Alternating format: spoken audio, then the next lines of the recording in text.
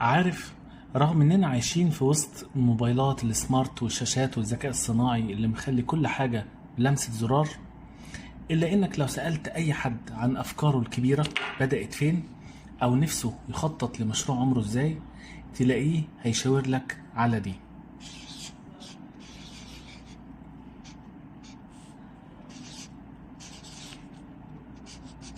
ورقة وقلم. فكر فيها كده، لما شركة كبيرة تيجي تعمل ديزاين، المصمم مش بيفتح الكمبيوتر الأول، لا، بيمسك قلم وبيرسم الخطوط الأولى على ورقة. ولما مهندس بيجي يعمل مشروع، التخطيط الأولي بيكون شخبطة وأفكار مش مترتبة.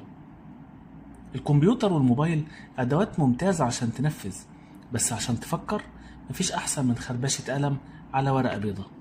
هنا الأفكار بتتولد على طبيعتها، نقية، من غير قيود، من غير شحن بيفصل ويخليك تدور على الشاحن، من غير جرس إشعارات يطلع لك في النص يشتتك.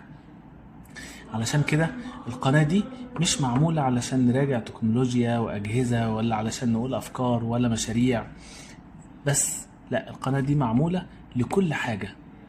أي حاجة بتهم حياتك اليومية هنا هنتكلم عنها. ممكن نتكلم عن مشاريع تقدر تبدأها، تقدر تكبر فيها.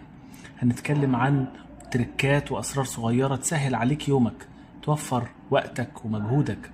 هنطرح أفكار لتطوير النفس وترتيب الميزانية والمصاريف.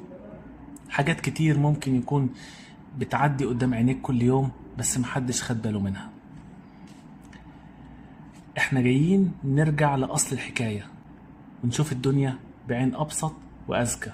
هنجرب مع بعض وهنفكر وهنخطط لكل خطوة مع بعض بورقة وقلم. جاهز؟ يلا بينا.